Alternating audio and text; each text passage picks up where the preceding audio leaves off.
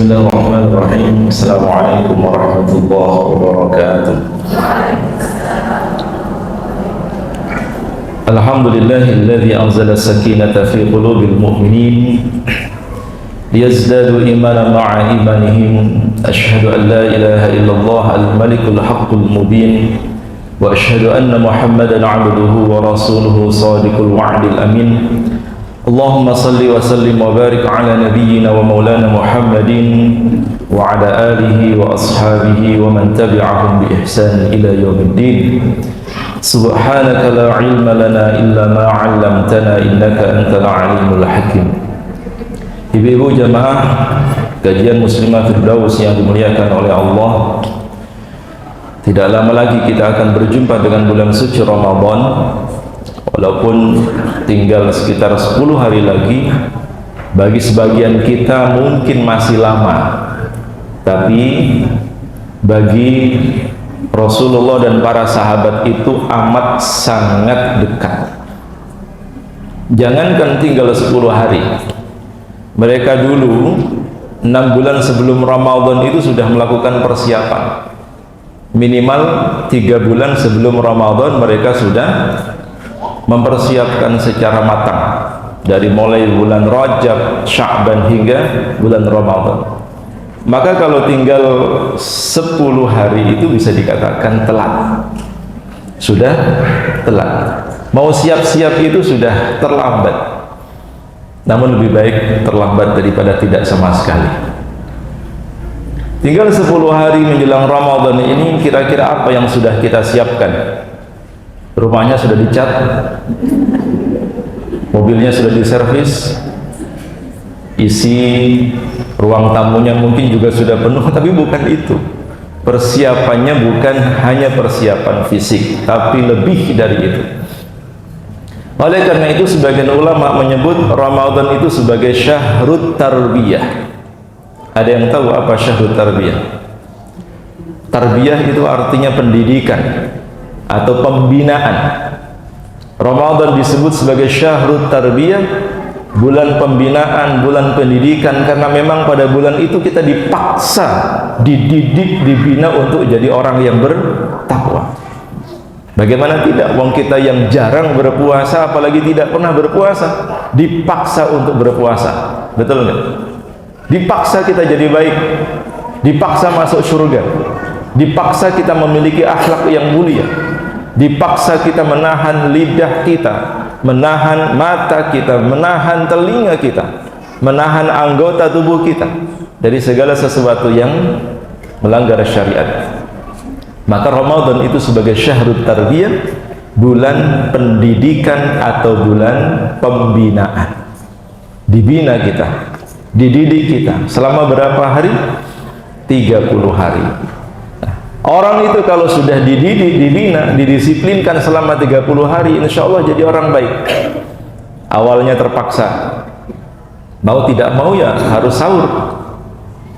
Ada yang berani tidak sahur, saya masih kuat kok, terus nggak sahur. Mungkin jam 7 sudah kerucuk.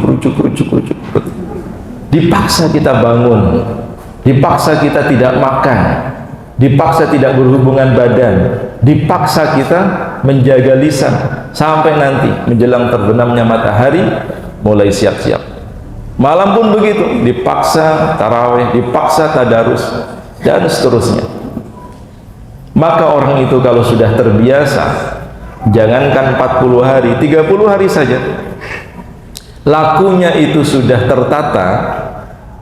Apa yang tadi awalnya berat, yang tadi awalnya sulit, lama-kelamaan akan terasa mudah. Coba bayangkan lisan kita dulu, ya jenengan lah, ketika pertama kali mengenal huruf hijaiyah, angel atau angel? Wangel tak? Pengennya membaca A, tapi kok otomatis yang berbunyi I gitu. Kita pengen bacaan itu pendek, qasirah, tapi kok tiba-tiba jadi panjang sendiri, sampai nggak sadar, oh itu woman 1 meter gitu. Lama kelamaan sekarang sudah terbiasa. Padahal awalnya dulu berat. Ngaji pun begitu, awalnya berat, karena sudah terbiasa jadi mudah. Nah, Allah itu ingin mentarbiyah kita, mendidik kita, membimbing kita, membina kita selama 30 hari melalui bulan Ramadan itu agar kita menjadi pribadi yang bertakwa. La'allakum tattaqun. Tujuan utama berpuasa itu diantaranya adalah la'allakum tattaqun. Sebagaimana Allah firmankan di dalam surat Al-Baqarah ayat 183, la'allakum tattaqun, agar kita menjadi pribadi yang bertakwa. Maka untuk bisa ke sana, Ramadan ini harus benar-benar menjadi tarbiyah. Nah, syahrul tarbiyah itu salah satu di antara nama-nama yang ada di dalam Ramadan. Kita kan kenalnya Ramadan, padahal nama lain Ramadan itu banyak. Ada Syahrul Quran. Pernah dengar? Syahrul Quran. Syahrul Gunawan nggak ada. Syahrul Quran itu ada. Syahrun itu artinya bulan. Quran ya Al-Quran. Kenapa Ramadan lebih identik dengan Syahrul Quran? Karena memang bulan Ramadan itu dipilih oleh Allah sebagai bulan turunnya Al-Quran. Jadi Al-Quran itu diturunkan bukan pada bulan Syawal. Pertama kali diturunkan bukan pada bulan Zulhijjah, bukan bulan Januari, Februari, tapi diturunkan pada bulan Ramadan. Itu Quran yang mengatakan. Surat Al-Baqarah ayat 185. Syahrul Ramadan alladzi unzila fihil Quran. Maka Ramadan itu lebih istimewa karena diturunkan Al-Quran di dalamnya. Sehingga para ulama lebih menekankan agar kita memperbanyak berinteraksi dengan Al-Quran selama Ramadan.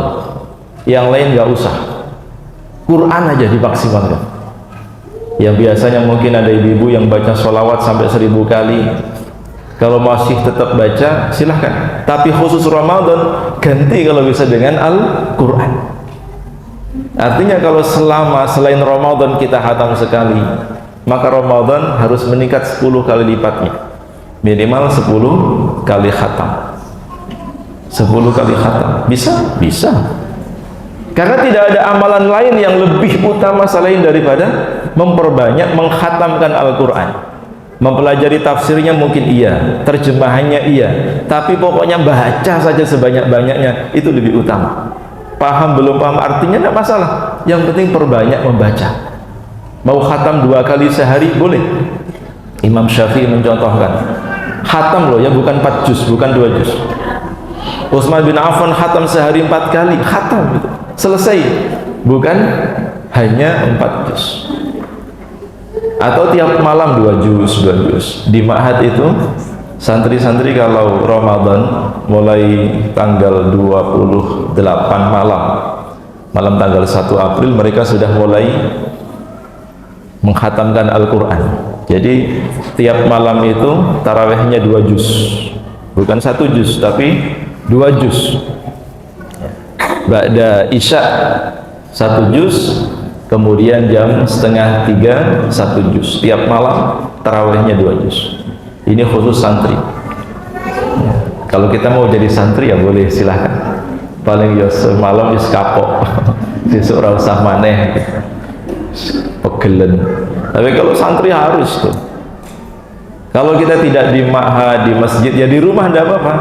Siapkan mushafnya. Ibu-ibu punya meja atau apa itu ya, penyangga, biasanya penyangga apa, kertas musik nah, itu gunakan untuk menaruh mushaf Quran, atau taruh aja meja di depan kita. Kalau kita belum hafal boleh membaca sambil melihat.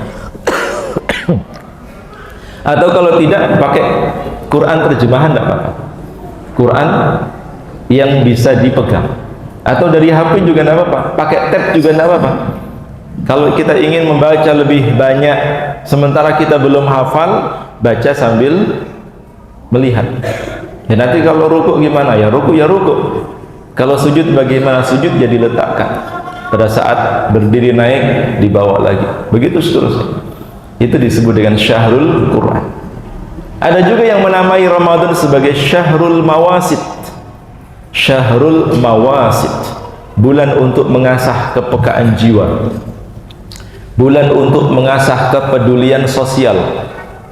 Maka dianjurkan ketika bulan Ramadan tiba, kita tidak hanya sibuk berpuasa, tidak hanya sibuk tilawah Al-Quran, tapi juga sibuk menyiapkan iftar, sibuk berbagi, sibuk bersedekah. Kenapa? Karena sebaik-baik sedekah adalah sedekah di bulan Ramadan. Tidak ada yang menyamai sedekah selain bulan Ramadan. Ramadan itu bulan istimewa, semua kebaikannya dilipat gandakan oleh Allah, termasuk sedekah yang sedikit itu nilainya bisa banyak, tidak bisa disamakan dengan sedekah di luar bulan Ramadan. Maka Ramadan disebut para ulama sebagai syahrul mawasid, bulan untuk mengasah kepekaan jiwa, kepedulian sosial, bulan berbagi. Nah, yang kita bahas ini yang ketiga ini, syahrut tarbiyah.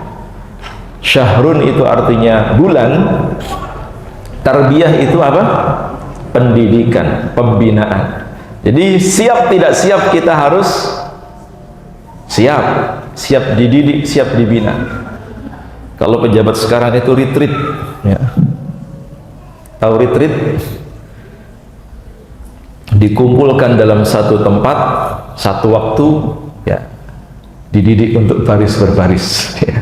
Mulai dari disiplin bangunnya kapan, disiplin makannya kapan, disiplin jalannya bagaimana, dan seterusnya. Retreat itu penting. Untuk apa? Menyamakan frekuensi. Maka kita berpuasa bareng-bareng orang banyak sedunia dengan berpuasa sendirian itu beda. Lebih enteng mana? Bareng-bareng tuh. Puasa bareng-bareng sudah bisa dipastikan gitu.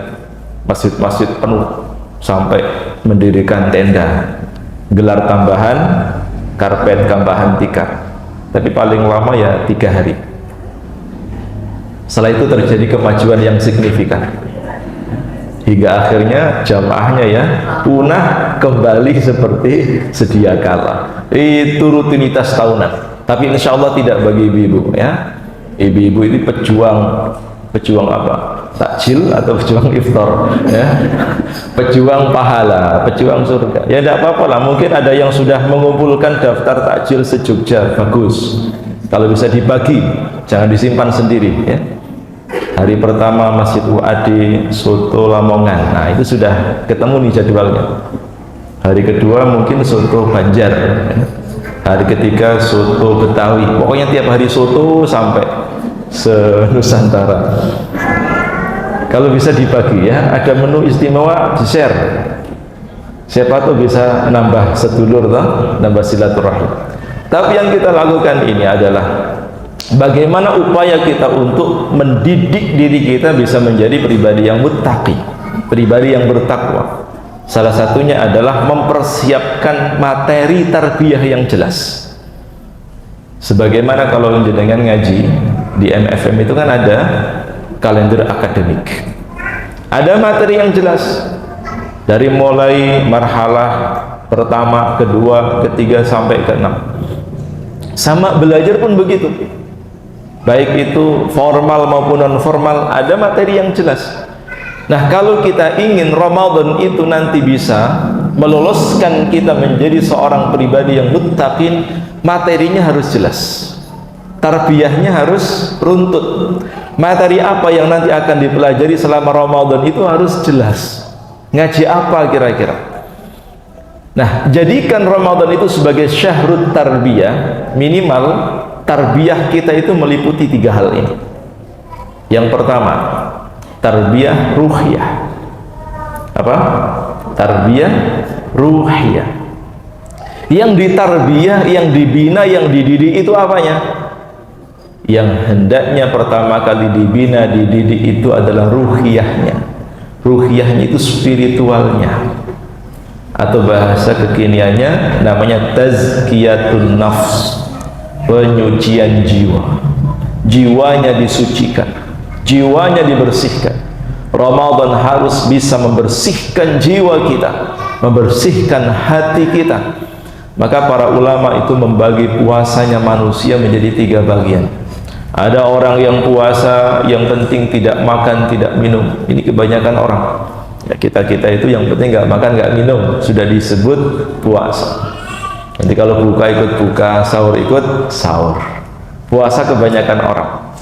Puasa yang kedua kata para ulama, puasa orang yang istimewa, orang yang khusus, di mana mereka tidak hanya perutnya yang berpuasa, tapi juga mulutnya berpuasa, telinganya berpuasa, matanya berpuasa, anggota tubuhnya diajak berpuasa dari melakukan hal-hal yang menghilangkan pahala puasa. Kalau batal sih enggak. Batal enggak puasanya orang yang ghibah? Enggak. Secara hukum fikih tidak batal. Karena yang membatalkan puasa ya makan, minum, termasuk berhubungan suami istri, atau sengaja melakukan perbuatan-perbuatan yang membatalkan puasa. Tapi kalau ghibah enggak. Termasuk ghibah syar'i enggak membatalkan puasa. Ghibah di masjid ya nunggu buka kok ghibah gitu. Tidak membatalkan, tapi ada tapinya. Meskipun puasanya tidak batal, tapi pahalanya sia-sia, pahalanya hilang. Pahalanya lenyap. Bentar. Bismillahirrahmanirrahim. Kemudian yang kedua. Oh, yang ketiga ya, yang ketiga. Puasa hati. Ini saya lanjutkan pembagian puasa tadi ya. Yang pertama puasa hanya menahan tidak makan tidak minum. Yang kedua puasa termasuk lisannya, telinganya, matanya. Yang ketiga ini yang istimewa, hatinya diajak berpuasa. Ini puasanya khawasil khusus, hatinya juga diajak berpuasa. Sebentar saja dia tidak ingat Allah, wah dia sudah merasa puasanya sia-sia. Ini angel ini ya, tidak mudah. Maka kita harus berusaha meningkatkan level puasa kita. Kalau sebelum-sebelumnya hanya puasa perut, tidak makan tidak minum, tahun ini paling tidak naik satu level. Minimal kita ajak anggota tubuh kita berpuasa. Syukur-syukur hati kita yang juga berpuasa, selalu mengingat Allah 24 jam dalam segala keadaan. Nah, karena puasa yang paling penting itu bukan hanya puasa fisik tapi puasa hati, maka tarbiyah yang pertama tadi masuk kategori tarbiyah ruhiyah. Yang kita didik itu bukan fisik kita tapi hati kita. Orang itu kalau hatinya sudah siap, hatinya sudah kuat, walaupun fisiknya tidak mendukung, tetap aja dia akan berpuasa. Sama misalnya kalau kita lihat bakul-bakul pasar, itu kan godaannya lebih berat dibanding dengan kita yang di rumah. Mereka yang di luar rumah, bekerja di luar rumah, apalagi para pekerja tukang bangunan, termasuk yang memperbaiki infrastruktur, jalan, panas kepanasan, hujan kehujanan, namun mereka tetap berpuasa dibanding dengan mereka yang di rumah, di ruangan full AC, rebahan, scroll TikTok, ngerti-ngerti sudah menjelang azan maghrib. Beda, pahalanya beda. Kenapa mereka yang secara fisik seolah-olah tidak mampu berpuasa tapi sanggup berpuasa, sedangkan mereka yang masih sehat, badannya masih kuat, bahkan masih muda, tapi pagi-pagi sudah jajan di warung? Ternyata puasa itu bukan soal fisik tapi soal hati. Soal hati. Simbah saya dulu umurnya 103 tahun, tapi berpuasa Ramadan full 30 hari, tarawih 23 rakaat masih berdiri, padahal usia sudah tidak mendukung. Dilarang berpuasa nggak bisa, wong memang hobinya berpuasa. Nah sekarang banyak anak-anak muda, ya jangankan muda, dewasa lah, pagi sudah nggak kuat, biasa nyoto nggak nyoto itu ada yang kurang, ya kan? Jadi puasa ini bukan soal kekuatan fisik tapi kekuatan ruhiyah, kekuatan hati. Sehingga seharusnya orang itu kalau berpuasa karena Allah, ruhiyahnya semakin bersih. hatinya semakin bersih, tazkiyatun nafs, jiwanya semakin suci. Itu yang pertama, tarbiyah ruhiyah. Kemudian yang kedua, yang harus ditarbiyah apanya? Yang kedua adalah tarbiyah khuluqiyah. Tarbiyah khuluqiyah. Khuluqiyah itu artinya akhlak, perangai, budi pekerti, karakter, sifat. Itu khuluqiyah. Nah, orang yang berpuasa itu bukan hanya soal menahan makan dan minum, tapi bagaimana akhlaknya menjadi lebih baik, akhlaknya menjadi lembut. Yang tadinya marah-marah nggak boleh marah-marah. Kenapa? Kalau marah-marah batal puasanya. Tidak, maksudnya hilang pahalanya.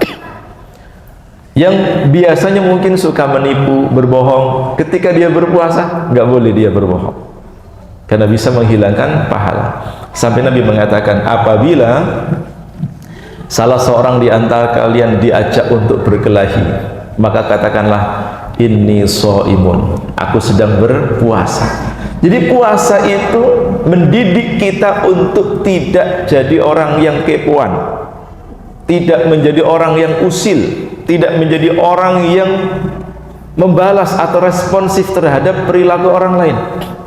Puasa itu menjadikan kita pribadi yang pasif, pasif secara positif. Ketika misalnya ada orang mencela kita, tidak boleh dibalas, menang baik. Ada orang yang ngajak gelut kita, nggak usah dilateni, katakanlah saya sedang berpuasa. Itu kata Nabi, membentuk karakter kepribadian seseorang menjadi pribadi yang berakhlak mulia. Termasuk bagaimana caranya orang yang berpuasa itu memiliki kemampuan wal kadziminal ghaidha, menahan amarah. Tidak hanya berhenti di situ, tapi juga wal afina 'anin nas, memaafkan kesalahan orang lain. Kalau tidak marah tapi dendam banyak. Dia tidak marah tapi nyimpen, awas kowe ya, awas gitu. Itu bukan tipikal orang yang bertakwa. Orang yang bertakwa itu tidak hanya menahan amarah, namun sekaligus wal afina 'anin nas, memaafkan, melupakan kesalahan orang lain. Sulit atau sulit? Sulit.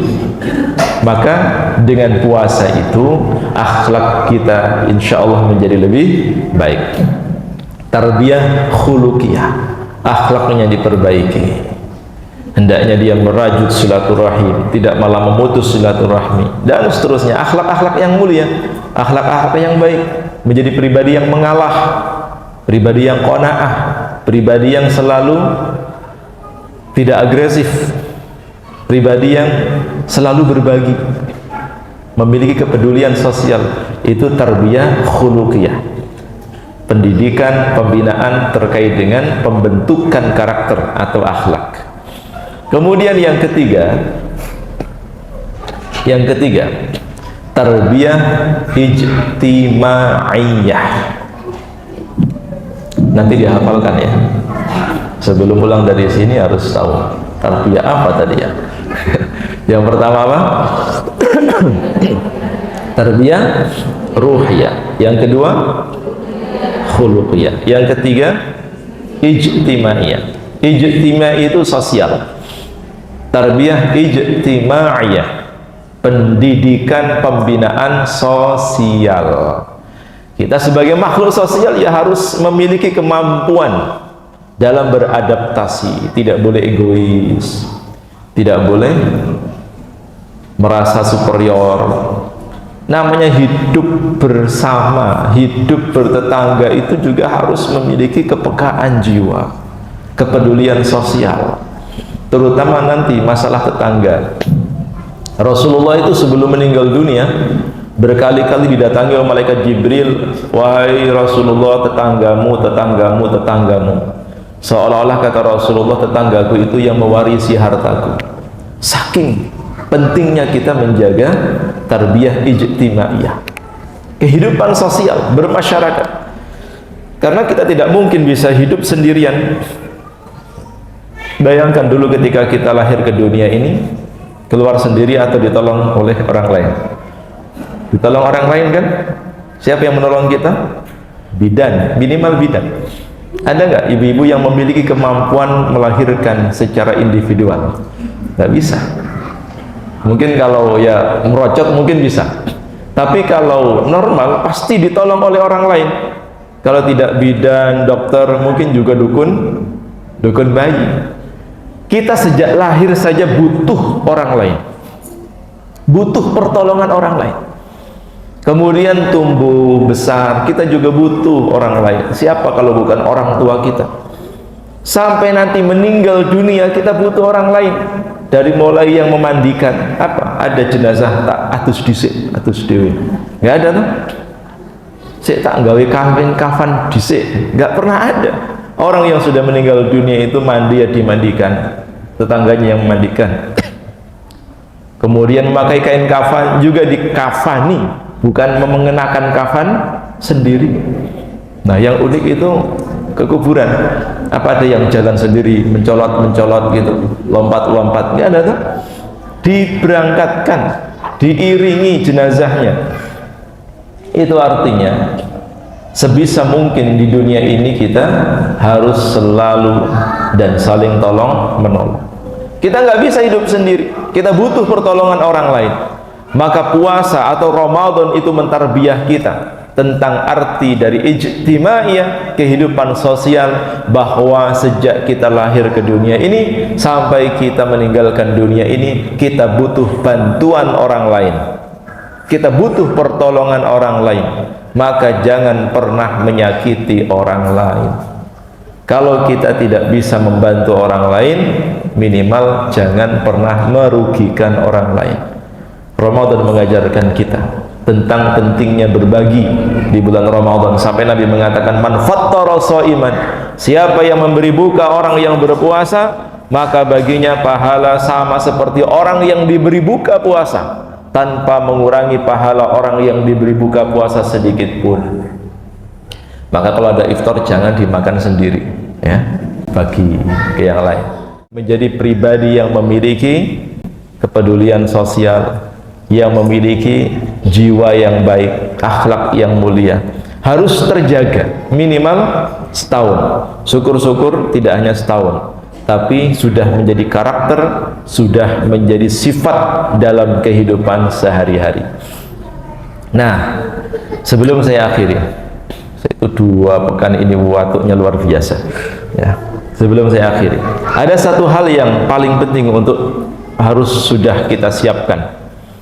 Kalau kita ingin Ramadan itu menjadi benar-benar syahrut tarbiyah, maka mulai saat ini kita sudah harus menyiapkan tuh perangkat yang bisa mendukung kita untuk menjadi pribadi yang muttaqin, pribadi yang bertakwa. Perangkat apa? Ya minimal ada target yang akan kita capai selama Ramadan. Misalnya Ramadan kan 30 hari ini, kita punya target 10 hari pertama, kira-kira kita mau belajar apa? Kan banyak ini pelajaran yang siap kita serap dan biasanya tersedia di dalam bulan Ramadan. Kalau di pesantren-pesantren itu Ramadan biasanya, ya, khusus di bulan Ramadan itu mengadakan kajian-kajian kilatan. Pokoknya ngaji kitab seharian. Ada juga mungkin di masjid-masjid ketika Ramadan atau minimal 10 hari terakhir saat iktikaf itu ada kajian kitab. Nah, kita sendiri kalau bisa punya jadwal itu, agenda itu. Misalnya, ya, nggak usah banyak-banyak, meliputi 4 hal ini saja: Quran, hadis, fikih, sirah. Apa sirah itu? Sejarah, ya. Sirah itu artinya sejarah. Quran, hadis, fikih, sirah. Ini perlu dicatat nih. Quran, hadis, fikih, sirah. Maksudnya begini, Ramadan nanti harus munda, harus meningkat. Kalau yang berkaitan dengan Quran, hafalan Qurannya harus nambah. Misalnya tahun lalu ibu-ibu Ramadan hafal 1 juz, ya minimal Ramadan tahun ini nambahlah 5 juz. Lumayan toh, tinggal 15 juz sisanya tahun depan. Harus meningkat ini. Cari misalnya lembaga atau pesantren yang khusus menyelenggarakan program khusus Ramadan. Misalnya, ya, program khusus Ramadan. Jadi program ini hanya di bulan Ramadan, tidak di bulan yang lain. Misalnya program khusus Ramadannya apa? ziyadah hafalan, setoran ziyadah. Nah, kita siapkan mau setoran juz berapa, mau setoran surat apa. Kalau satu juz kebanyakan, misalnya saya pengen Ramadan nanti hafal surat Al-Baqarah, Al-Baqarah saja, kan masih banyak surat-surat yang lain. Jangan bayangkan Al-Ikhlas, Al-Falaq, An-Nas, kusitiin gue ya. Ramadan nanti misalnya target hafalannya surat Al-Baqarah.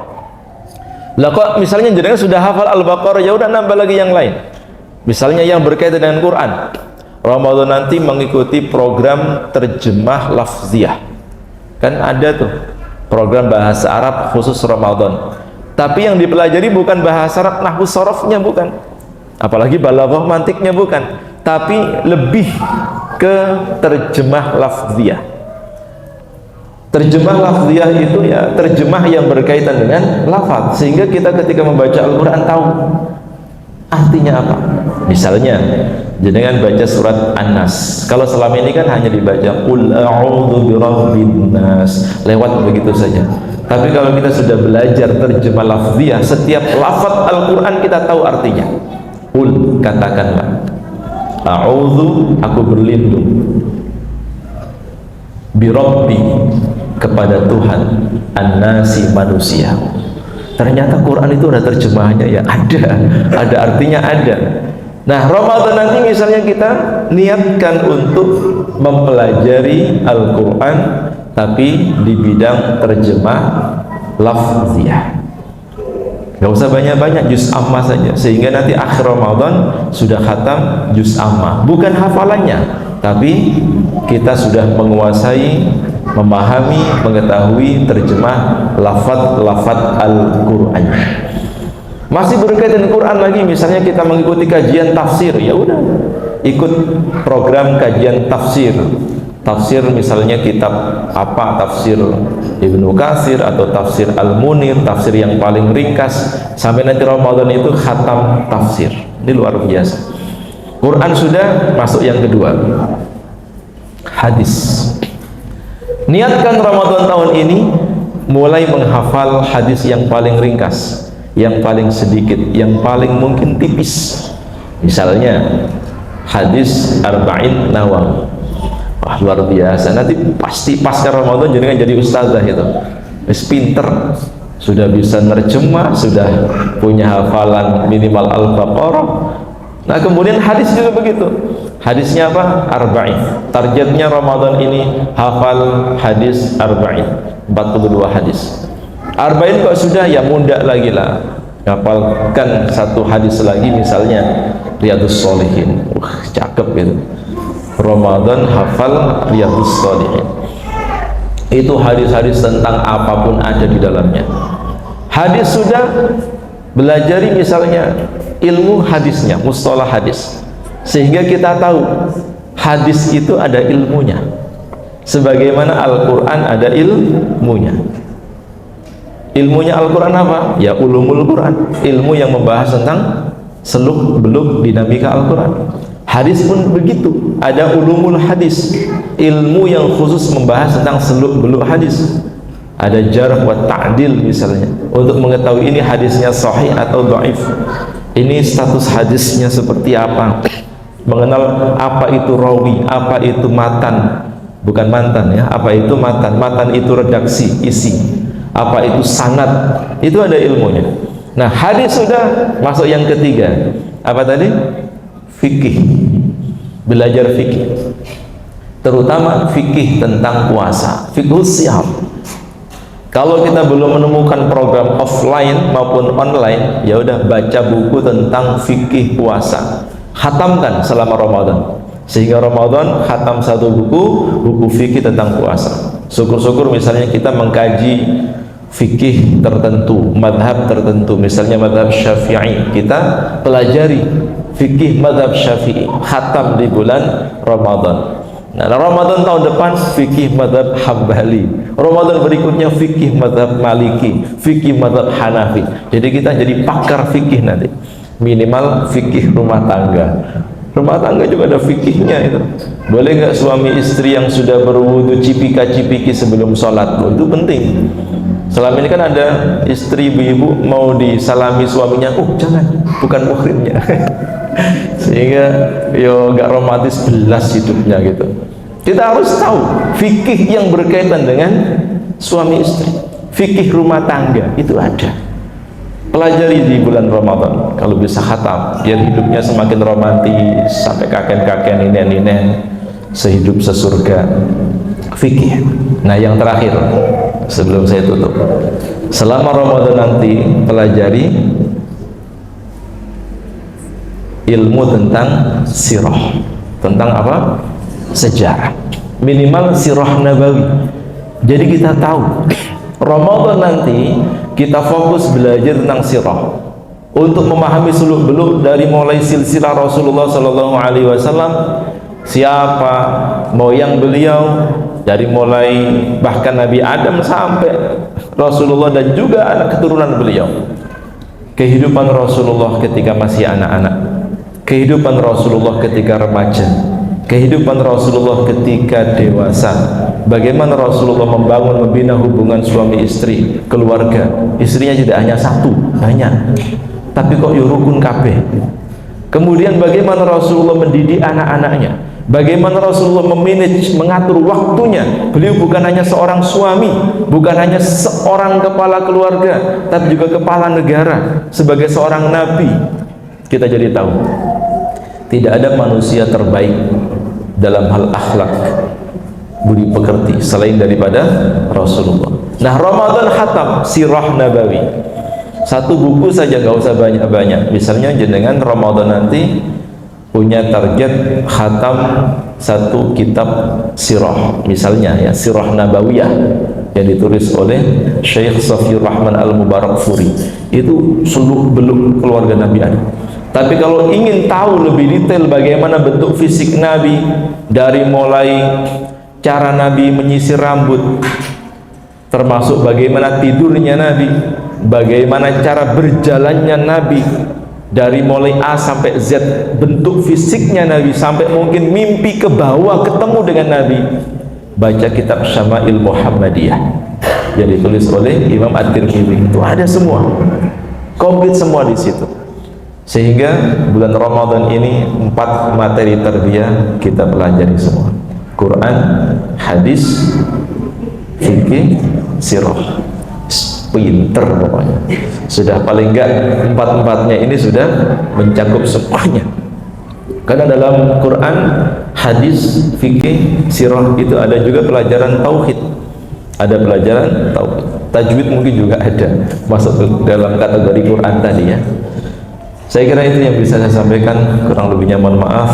Mudah-mudahan Allah panjangkan umur kita, Allah berikan kesehatan kepada kita, dan Allah perjumpakan kita dengan bulan Ramadan, serta kita mampu menjadikan Ramadan ini sebagai syahrul tarbiyah yang mendidik, membina, membimbing kita untuk menjadi pribadi yang bertakwa hingga Ramadan ini menjadi syafaat bagi kita. Saya kira itu yang saya sampaikan. Ada yang mau ditanyakan? Silakan. Ya ada. Kalau tidak ada, kita tutup dengan doa.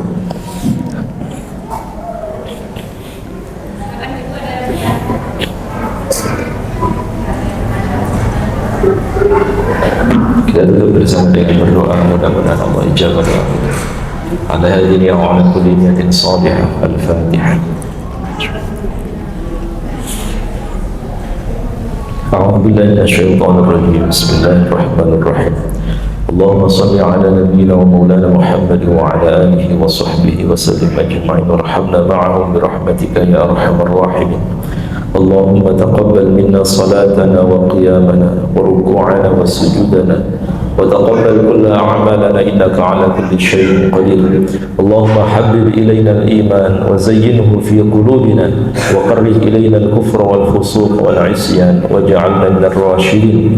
اللهم اقسم لنا من خشيتك ما تحول به بيننا وبين معصيتك ومن طاعتك ما تبلغنا بها جنتك ومن اليقين ما تهون بها علينا مصائب الدنيا ومتعنا بأسماعنا وأبصارنا وقواتنا ما أحييتنا واجعله الوارث منا واجعل ثأرنا على من ظلمنا وانصرنا على من عادانا ولا تجعل مصيبتنا في ديننا ولا تجعل الدنيا أكبر همنا ولا مبلغ علمنا ولا تسلط علينا من لا يرحمنا. اللهم ربنا لا تدع لنا في مقامنا هذا ذنبا إلا غفرته ولا هما إلا فرجته ولا كربا إلا نفسته ولا مريضا إلا شفيته ولا دينا إلا قضيته ولا حاجة من حوائج الدنيا والآخرة إلا قضيتها يا رب العالمين. ربنا آتنا في الدنيا حسنة وفي الآخرة حسنة وقنا عذاب النار وأدخلنا الجنة مع الأبرار يا عزيز يا غفار يا رب العالمين. وصلى الله على نبينا ومولانا محمد وعلى آله وصحبه وسلم أجمعين. سبحان ربك رب العزة عما يصفون، السلام على المرسلين والحمد لله رب العالمين.